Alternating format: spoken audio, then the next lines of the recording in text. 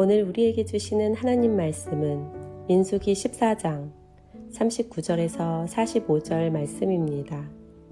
모세가 이 말로 이스라엘 모든 자손에게 알림해 백성이 크게 슬퍼하여 아침에 일찍이 일어나 산꼭대기로 올라가며 이르되 보소서 우리가 여기 있나이다. 우리가 여호와께서 허락하신 곳으로 올라가리니 우리가 범죄하였음이니이다. 모세가 이르되 너희가 어찌하여 이제 여호와의 명령을 범하느냐. 이 일이 형통하지 못하리라. 여호와께서 너희 중에 계시지 아니하니 올라가지 말라. 너희의 대적 앞에서 패할까 하노라. 아말렉인과 가나안인이 너희 앞에 있으니 너희가 그 칼에 망하리라. 너희가 여호와를 배반하였으니 여호와께서 너희와 함께하지 아니하시리라 하나 그들이 그래도 산꼭대기로 올라갔고 여호와의 언약궤와 모세는 진영을 떠나지 아니하였더라. 아말렉인과 산간지대에 거주하는 가나안인이 내려와 그들을 무찌르고 호르마까지 이르렀더라.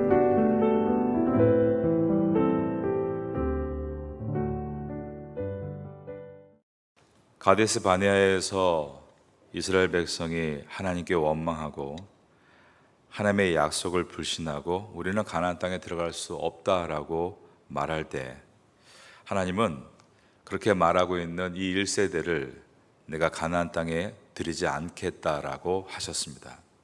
이 말의 뜻은 이제 1세대가 모두 광야에서 죽고 나서 그 다음 세대가 가나안 땅에 들어가게 될 것이다 라는 말씀이었습니다. 그러자 이스라엘 모든 백성들이 크게 슬퍼한 것입니다.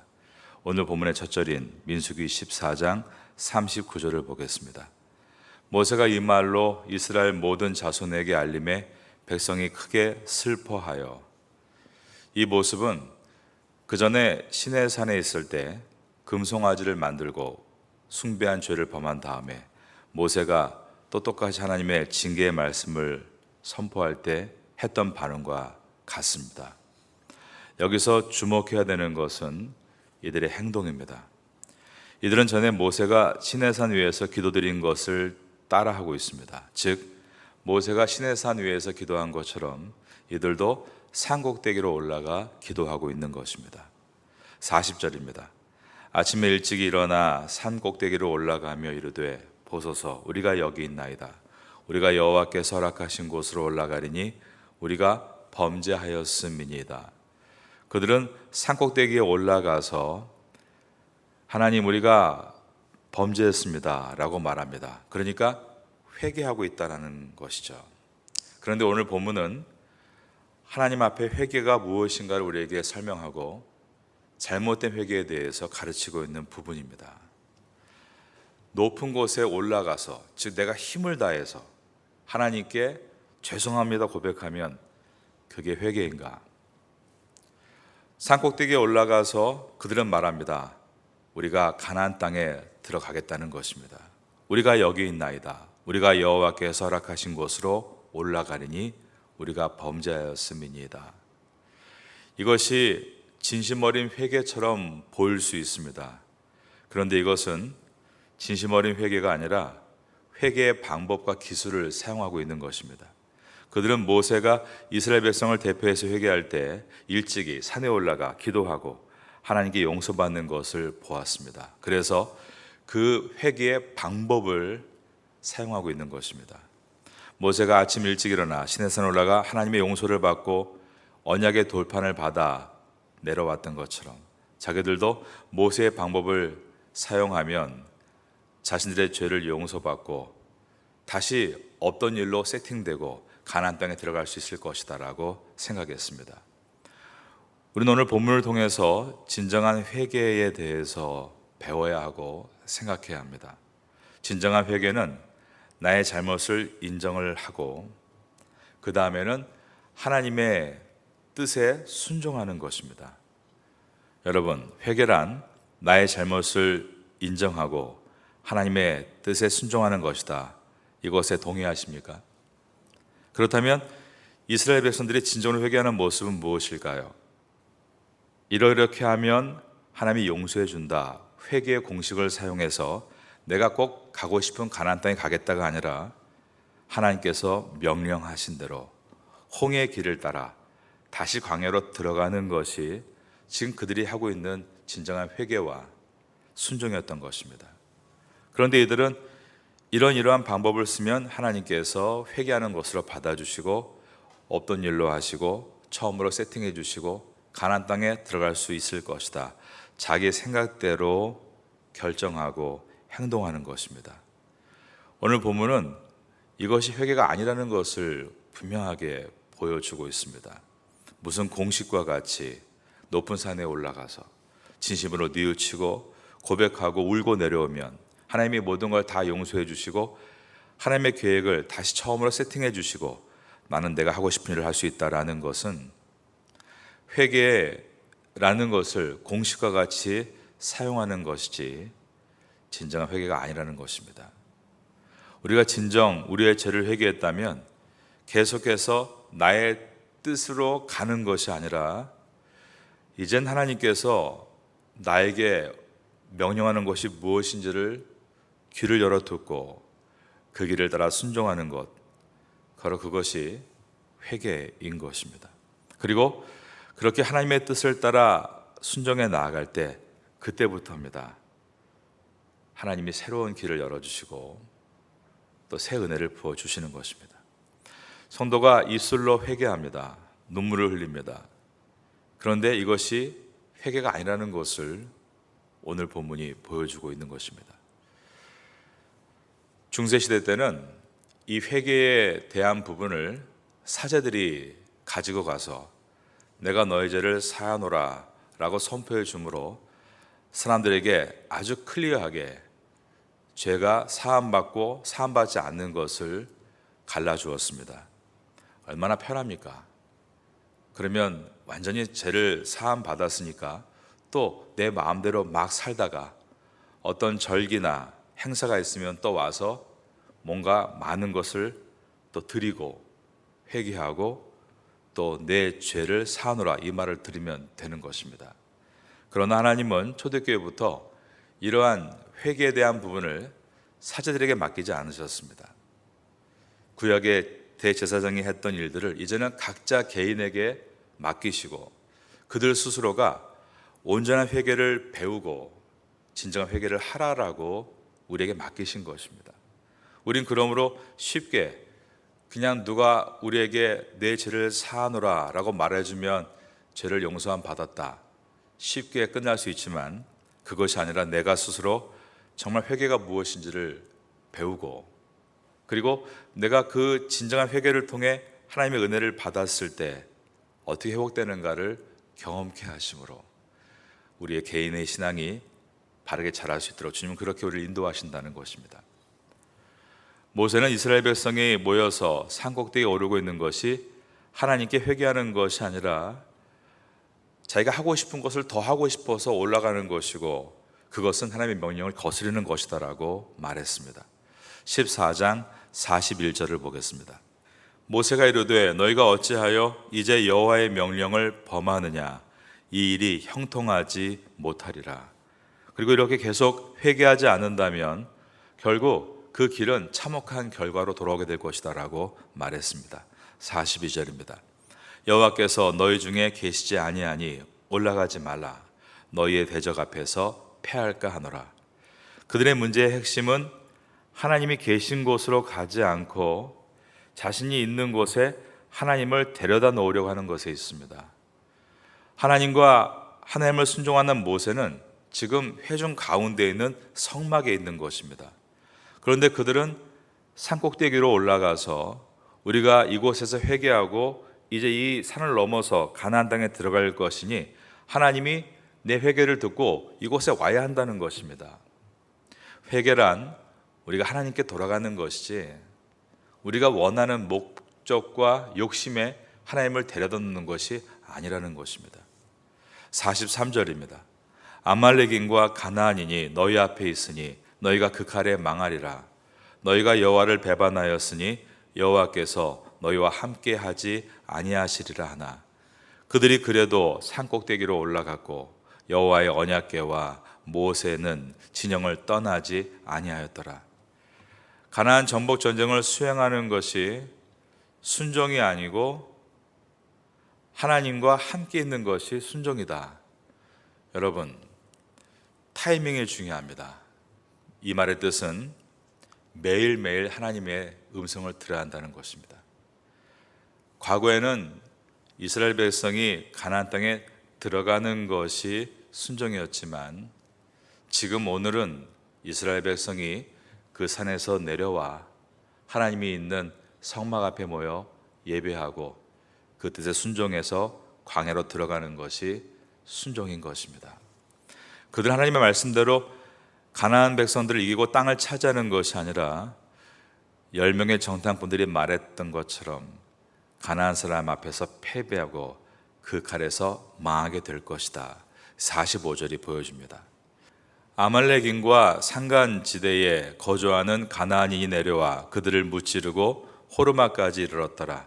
호르마는 가나안 땅의 최남단을 말합니다. 그들이 아무리 산꼭대기에서 부르짖고 기도했다라고 해도 이제 하나님이 우리의 회개를 받아주시고 우리 편이 됐다 확신했다 해도 그 전쟁에서 승리하지 못했습니다. 우리가 회개했다 말하고 우리가 믿는다라고 말합니다.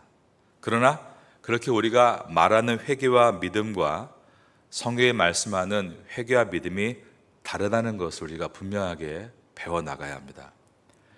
회개가 무엇이고 믿음이 무엇인가를 우리가 분명히 배워나가야 합니다. 무작정 믿는다. 많은 사람들이 사실 이것을 알면서도 이렇게 가는 것입니다. 내가 뭔가를 계획하고 하나님이 나와 함께 하시면 이 계획이 될 것이다. 그거는 믿음이 아니라 자기 신념이죠. 그 신념에 하나님을 당기고 있는 것입니다. 내가 일로 갈 테니 일로 나와 함께 가자는 것입니다. 어떻게 그것이 순종이 될 수 있겠습니까? 그래서 하나님은 그러한 우리가 바뀌어 나가기를 원하십니다. 야곱이 이스라엘이 된 것처럼 철없던 사랑받던 채색 옷을 입던 요셉이 사람의 마음을 헤아리게 된 것처럼 아브라함이 나중에 아브라함이 된 것처럼 하나님은 우리가 그렇게 믿음이 무엇인지 진정한 회개가 무엇인지를 배워가기를 원하고 계십니다. 많은 사람들이 우리 기독교의 기도가 마치 정상을 오르는 것처럼 뭔가 나를 쌓는 것처럼 그러나 기도는 그런 것이 아닙니다. 기도는 오늘도 나를 내려놓고 하나님의 음성을 듣는 것입니다. 하나님과 대화하는 것입니다. 하나님의 성품이 내 안에 들어오기를 사모하는 것입니다. 그리고 하루의 삶에 과거의 나의 생각을 그대로 가져오는 것이 아니라 하나님 나에게 새롭게 말씀하소서 그 말씀에 순종하겠습니다. 고백하는 것이 기도입니다. 그렇게 하나님 앞에 여쭐 때 하나님은 우리에게 우리가 어떤 길을 가야 될 것인지 우리가 돌아볼 때 어떤 것이 잘못되었는지 알게 하실 것입니다. 그러면 그것을 놓고 기도했다면 그 다음에 해야 될 일은 하나님의 그 뜻을 따라서 방향을 돌이키고 따라가는 것입니다. 여러분들은 내가 계획하고 생각하고 어떤 고지를 만들고 그 고지에 하나님이 나를 따라오라고 말하는 것이 아니라 하나님께서 여러분 앞에서 구름 기둥과 불 기둥과 같이 여러분을 인도하실 때 그 뜻에 비록 아무 길도 보이지 않아서 그냥 따라가는 것처럼 보이지만 지금까지 그랬던 것처럼 길 없는 광야에서 오늘까지 한 길로 우리를 인도하신 것처럼 앞으로도 우리를 가장 온전한 길로 인도하실 그분을 믿고 신뢰하는 여러분 되시기를 바라겠습니다. 광야는 길이 없습니다. 그러나 오직 우리가 가야 될 한 길을 하나님께서 예비해 놓으십니다. 나의 길과 옆 사람의 길이 같을 수가 없습니다. 각자의 주신 하나님의 꿈이 다르고 비전이 다르기에 우리는 이것을 날마다 주 앞에 엎드려 귀를 열고 듣는 것입니다. 듣는 즐거움을 누리시고 순종의 기쁨을 얻는 성도가 될 수 있기를 예수님의 이름으로 축원합니다.